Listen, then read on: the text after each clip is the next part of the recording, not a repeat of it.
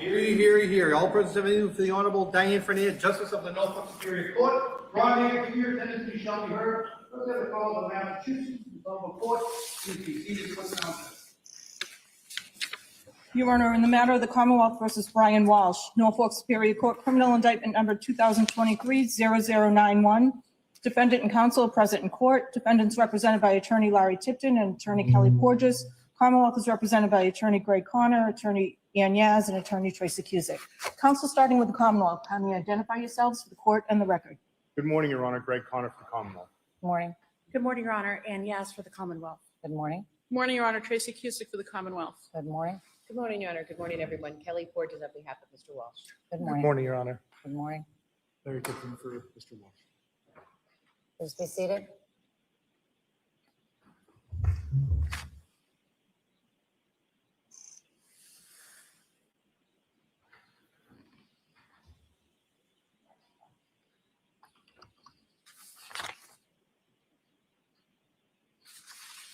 All right, I have two motions up here, one from each of you, and I'll address those in a minute.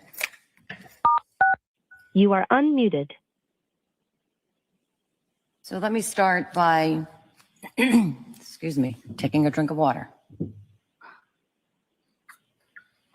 Let me start by listing what the court has reviewed in preparation for this sentencing to make sure that everything you think that I have reviewed, I have in fact received and reviewed.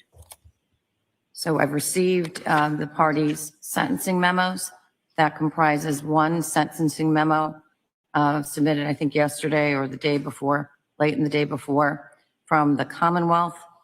The defense has provided a sentencing memo along with a supplement that I received this morning. I think that was filed yesterday after the close of the business day. I also have received various victim impact statements in writing, to include victim impact statement on behalf of the three minor children from the Department of Children and Family Services, DCF. I've also received victim impact statements written from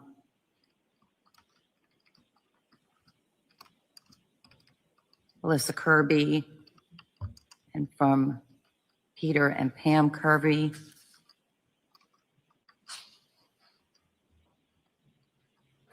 And I sought out and shared with the parties and have reviewed various sentencing commission information, as well as guideline calculation from probation, as well as Mr. Walsh's carry and triple I, which I'll talk about in a little bit.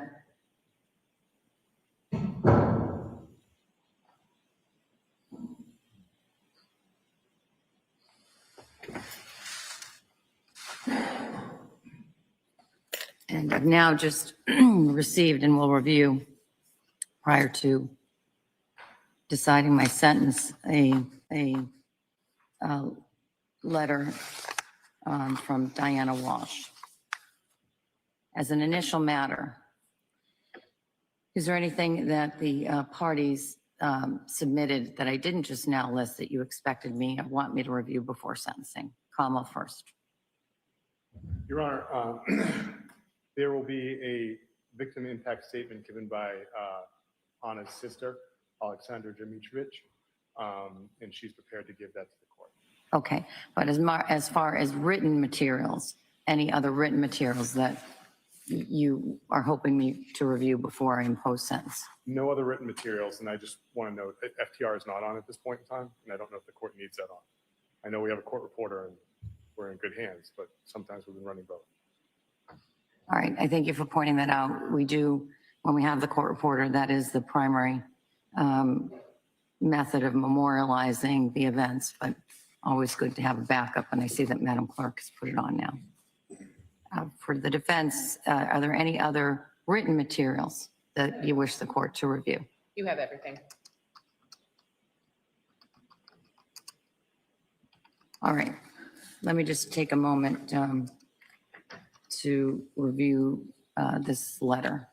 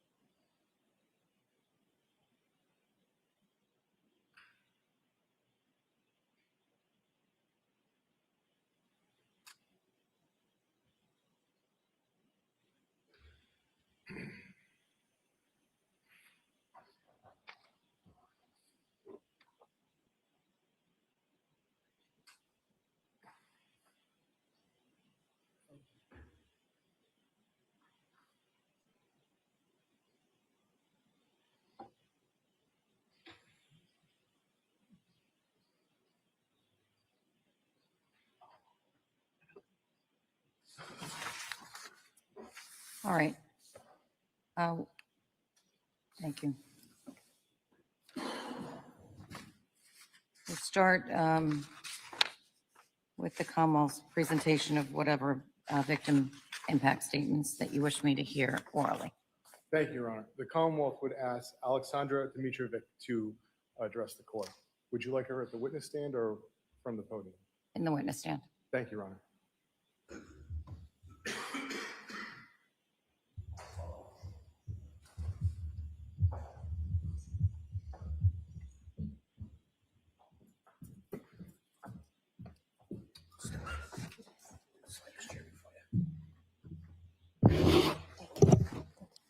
Good morning, Your Honor. Good morning. You may be seated. Thank you. Thank you. Good morning, Your Honor. Good morning, everyone. My name is Alexandra Dimitrievich, and I'm the sister of Brian Walshe. I am here today to represent myself and my mother. I want to share with the court how losing my sister in January 2023 has forever changed our lives and left us with an unbearable emptiness. Losing my sister Anna so unexpectedly has altered our world in ways we never imagined. Anna was not just my sister. She was someone I grew up with, someone who knew me in ways no one else ever will. I struggle with the grief that comes without warning, hoping every morning that this is all just a terrible dream. The most painful part of this loss is knowing her children must now grow up without their mother's hand to hold. They now face a lifetime of milestones, big and small, where her absence will be deeply and painfully felt. This tragedy has also devastated my mother. She has developed severe depression and chronic exhaustion. Every single day, she carries the weight of losing her daughter. Our entire family is still learning how to live with this emptiness. Holidays and birthdays are now silent reminders of her absence. Because of the circumstances of my sister's death, we were denied the opportunity to say a final goodbye and to observe our customs, adding a layer of profound, unfinished grief to our loss. Anna was a mother, a daughter, a sister, and a friend. Her life was unfairly taken. We miss her beyond words. While we recognize that no sentence can bring her back, we ask the court to consider the permanent, long-lasting impact this loss has had on our family, especially her children. We stand in agreement with the Commonwealth and their recommendations. Finally, I would like to extend our deepest gratitude to the investigators, the Commonwealth's office, and everyone who has worked tirelessly on this case. Your dedication to seeking justice for my sister has provided our family with a sense of support during our darkest hours. Your Honor, thank you for allowing me the opportunity to share the full weight of this incomprehensible act. Anna will never be forgotten. We will carry her light and her memory with us forever. Thank you, Your Honor. Thank you. Thank you. Yeah. Thank you. Careful. Yes. Sorry.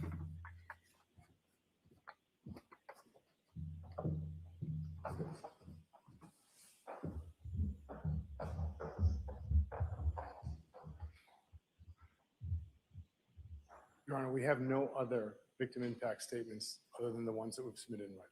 All right, thank you.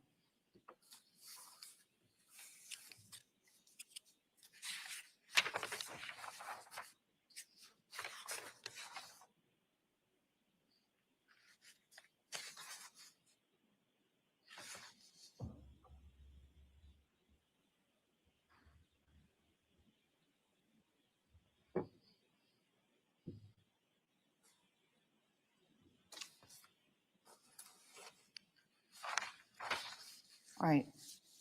I have read the Commonwealth sentencing recommendation, the written recommendation, but I'll have you state it on the record. Thank you, Your Honor. The Commonwealth is requesting that the defendant be sentenced to a series of consecutive sentences on the charges to run from and after his federal case, in which he received a sentence of 37 months in February of 2024. The first charge that the Commonwealth would seek an incarceration component on is count 003, and that the defendant be sentenced to 2.5 to 3 years. The second charge would be that he, on the misleading 002, to run from and after 003, that he receive a sentence of 18 to 20 years. And that the third charge, the murder in the first degree, that the defendant be sentenced to life without the possibility of parole to run from and after 003 and 002. And Your Honor, if I may be heard in our argument. Please. Thank you, Your Honor. When you look at the facts of these three charges, each one calls for a harsh penalty. If you look at the illegal conveyance of a body, the defendant did not just, the person that he illegally conveyed was his wife and the mother of his 3 children. And he did it by removing her remains from the family home and placing them in buckets, in garbage bags, in dumpsters around the Commonwealth. He denied, as you just heard, her family the opportunity to have any customs or burial. There is no grave, there is no memorial. And he did this all in an effort to destroy evidence. On the misleading component, Your Honor, while we do mention the potential of probation, we put that in there only as data so that you understand the efforts that went in to trying to find Anna based on the defendant's series of lies. These lies were all done in an effort to cover up his crime and destroy evidence. We're also, while we put in that, we are not seeking a probation sentence, but we put it in there so that the court, if it wanted to contemplate one, understood there was an option to do it that would prevent the defendant potentially from trying to profit from this. So the only mechanism for me, as I see it anyway, the only mechanism for me under the restrictions of state law, Yes, Your Honor. it's an either-or situation. That is, either I incarcerate him for an additional period of time, either concurrent or consecutive, or I put him on probation following the life sentence, or maybe it even starts today. But the only way that restitution can be achieved on count 2 is through a probationary sentence. So I don't think there's any other mechanism for me doing that. So I don't know how you achieve that goal if without a probationary sentence and mandating it as a condition of probation. And so I wanted the Commonwealth to be clear with me. You're making note of it in passing, but you are not asking me to put him on a probationary sentence. Is that correct? We are not, Your Honor. It is data that you can use in order to determine the scope of his lies in which the police relied on them. And you can see the costs that went into investigating the disappearance of Anna Walshe, but we are not asking for probation on this matter. And the same question with regard to the issue of restitution that I heard rumblings of yesterday. Yes, Your Honor. Same result? Same result. It is, again, it's data for you in determining your sentence, but we are not asking for it. All right, just wanted to be clear on that. Thank you, Your Honor. And then on the murder, again, this was the murder of his wife and the mother of his 3 children. And the cover-up of this murder, Your Honor, deserves some analysis. If you look at the first internet search, which occurred at approximately 4:52 a.m. on the 1st, how to dispose of a body, and how they evolve into eventually 11:24 a.m., how to dispose of body parts after a murder, it appears the defendant at this point in time is committed to getting rid of evidence of the crime. And it leads to the shopping sprees later on that night at Lowe's and CVS and Stop and Shop. However, if you look at the internet searches on the second, how to dismember a body, and is a hacksaw the best tool to dismember a body? It's a reasonable inference he hasn't started the action yet. And it results in the second shopping spree to Home Depot that afternoon, which means that Anna Walshe has been dead in that basement for over 24 hours. The same home his children are in, the same home the babysitter's at, the same home his mother has come to visit. And in the evening between the second and the third is when the dismemberment occurs. And on the third, we see him going to dumpsters, getting rid of the remains.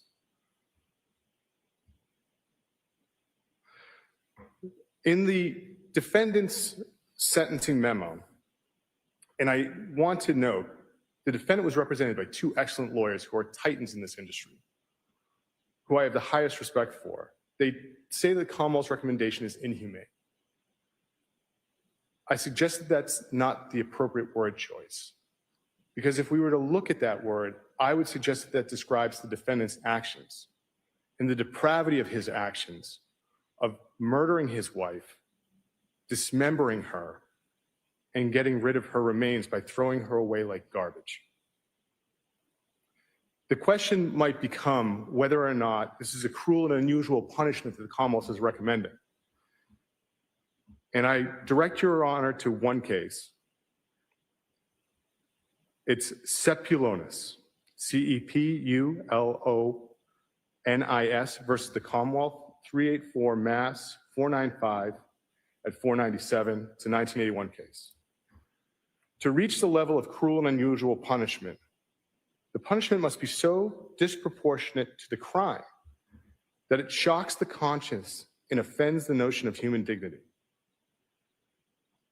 I don't know if that's possible in this case, Your Honor, because human dignity was completely offended by the defendant's actions and how he treated his wife, how he disposed of her, and how he robbed her family and friends of the opportunity to bury her. There is no death certificate.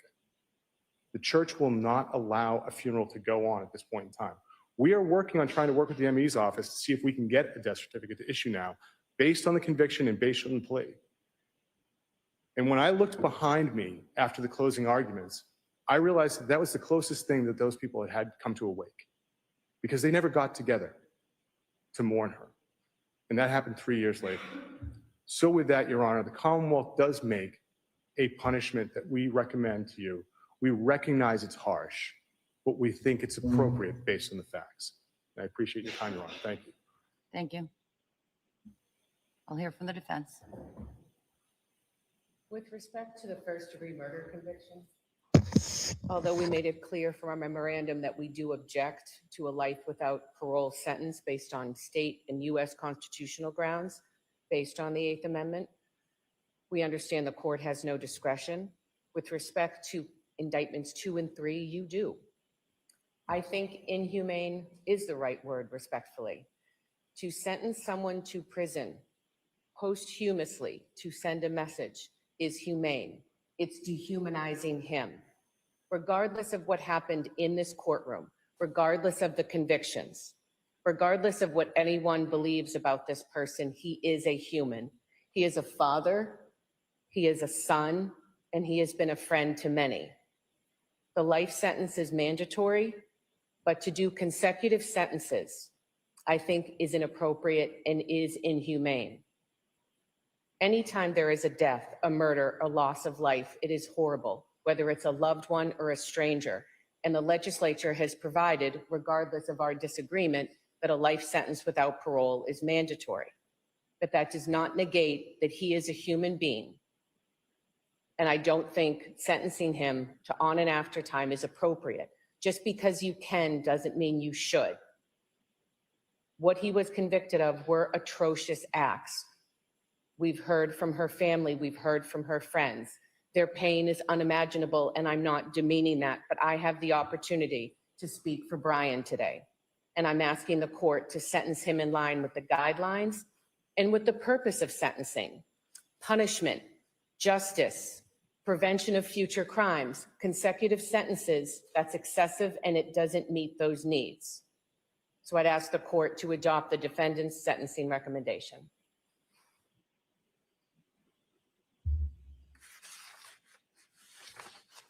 Just want to put on the record that the defendant, in making its argument with regard to inhumane aspect of any consecutive sentences, cited to a case in its brief, Donovan. Donovan does not apply to this case. As an initial matter, Donovan related to a larceny involving a single act that resulted in 7 different victims being victimized. The SJC, that was, I think, a 1985 case. The appellate courts in Massachusetts have long since distinguished Donovan, even in the case of larcenies, which is not the case that's before me, to recognize that even Donovan relates only to a single act case and not one with one purpose. As you could argue, there was one purpose here, but more than one discrete offense. So I'm not persuaded by the logic of Donovan,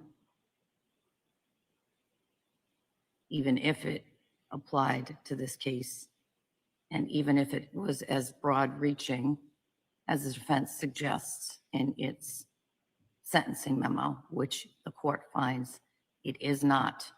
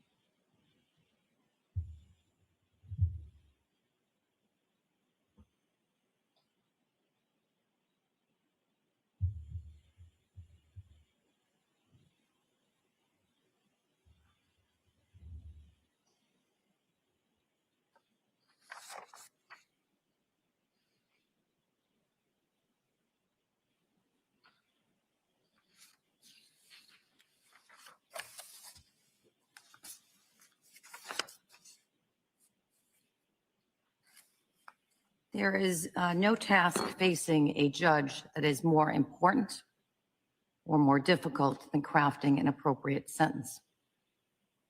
The legislature mandates that the only appropriate sentence for the jury's verdict, murder in the first degree, is life in prison without the possibility of parole. That sentence is immensely appropriate and just, given your murderous acts and the life trauma that you've inflicted upon your own children. As to counts 2 and 3, I have wide discretion in sentencing. I want to state my rationale for your sentences on those 2 counts on the record now. I have considered various factors with regard to my sentence for counts 2 and counts 3, to which you pled guilty on November 18th, 2025. Specifically, I've considered the severity of the crimes, their nature and circumstances, and your role in those crimes, the need to deter others from committing comparable crimes, and your prior criminal record, namely your federal fraud case. As to the latter, Your criminal history shows a long and well-documented history of deceitful and manipulative behavior.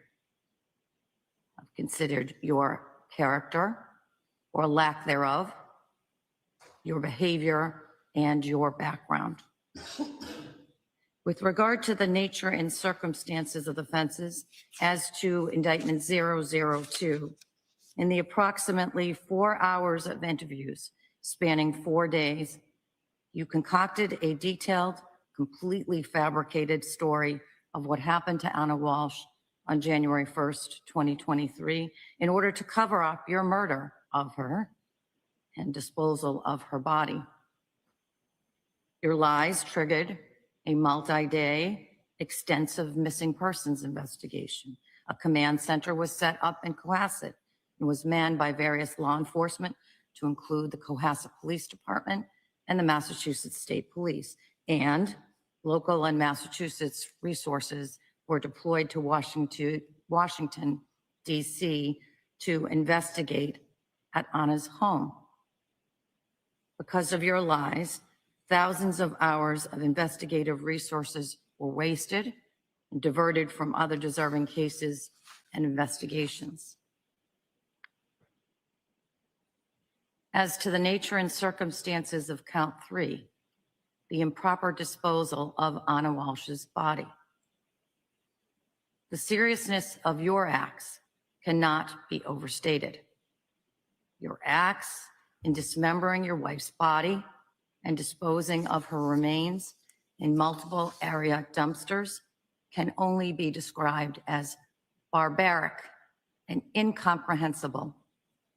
You had no regard for the lifelong mental harm that your criminal acts inflicted on your then 2, 4, and 6-year-old sons, not only in taking their mother, but also, as is specific to this charge, in never being able to properly grieve that loss, to say goodbye to their mom. And I hear today the same is equally true of a sister who never was able to say a proper goodbye to her sister, a mother who never was able to say a proper goodbye to her daughter, and many friends who had the same loss. As to indictments 2 and 3, I have considered the sentencing guidelines, the aggravating factors. There are no mitigating factors in this case. And I also sought out and considered information from the Massachusetts Sentencing Commission, again, which I shared with the parties earlier this week, in particular sentencings in 2022 and 2023 of defendants who were convicted of murder and or voluntary manslaughter, along with a Chapter 268, Section 13B conviction. This is not a guideline case. Finally, as to the first-degree murder conviction, I have considered the loss of the life of an innocent, remarkable woman, Anna Walshe, and its devastating impact on her children as relayed to me in the letter from DCF, her family as relayed to me in her sister's victim impact statement today, friends in their victim impact statements, in the community. In the trial testimony of Jem Mutlu and Alyssa Kirby, a little bit of Anna Walshe, her warm, powerful, and embracing spirit came to life in this historic courtroom. I have carefully listened to the moving victim impact statement, to the oral written sentencing arguments made by the Commonwealth and by Mr. Walshe. It's clear to me that Anna was a bright light in the lives of many people. She lifted people up. I am sure that nothing I say and no sentence I can impose, even a life sentence, will lessen the grief that Anna Walsh's family, her mother, sister, and 3 boys, extended like family confidants, friends, and others have endured and will continue to endure. Although I consider the letter of Diana Walshe, I simply cannot reconcile the person Diana Walshe describes in her letter with the person who stands before me for sentence. Mr. Walshe, you can stand. Mr. Walshe, you will live with the guilt and burden of Anna Walsh's death for the rest of your life. As to count 1, the jury having convicted you of murder in the first degree, I sentence you to life in prison without the possibility of parole. As to indictment 2, lying to the police in connection with the investigation of a life felony, I sentence you to no less than 19 years, no more than 20 years, the statutory maximum, in prison to be served consecutive to the life sentence in 001. The legislature caps the maximum sentence for the improper disposal of a body at 3 years in state prison. As to indictment 003, the improper disposal of the body of your wife, Anna Walshe, I sentence you to no less than 2 years, 364 days, and no more than 3 years in state prison to run consecutive to the sentences in 001 and 002. I want to make one other notation with regard to the sentences that I'm giving today. Earlier in this case, I identified that there was an error in Mr. Walsh's III. That error persists to today. Specifically, so the record is clear, as I understand Mr. Walsh's prior federal sentence, he was sentenced to 37 months in federal prison. That sentence was to run concurrent with any state sentence that was given in this case. This morning, I asked probation to run his III again, and it is still incorrect. It is showing a 5-year probationary sentence. At my direction, the probation department in the last month, or perhaps a little bit longer, contacted the federal probation office in Boston to correct what I think is an obvious error in his III. It has not been corrected, and it stands still today as showing 5 years of probation as the sentence. To the extent that confuses anything in my sentencing, I want the record to reflect that, again, it's my understanding he was sentenced to 37 months in federal prison to run concurrent with this sentence that I'm now imposing today. Madam Clerk, you may impose the sentence. Thank you, Your Honor.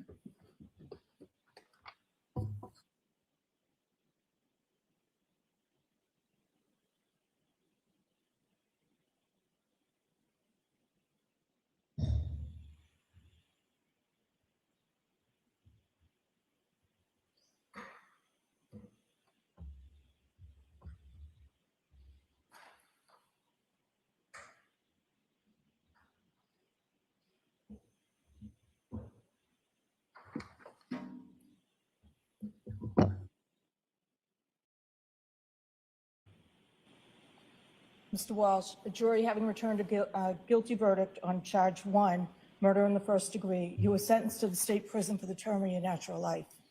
Count 2, witness intimidation, you having entered a guilty plea to that, sir, you're sentenced to 19 years, not less than 19, not more than 20 years, to run from and after your life sentence on count 1. On count 3, improper disposal of a body, you're sentenced to not less than 2 years and 364 days and not more than 3 years to run from and after the sentence on count 2. You will receive 1,076 days credit for time deemed served while awaiting the disposition of this matter. All fees and fines in this matter are waived. You're all set, Mr. Walsh. Thank you. Thank you, counsel. Court, rise.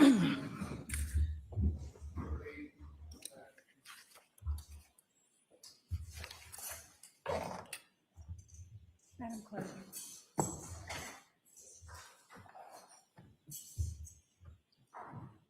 Goodbye.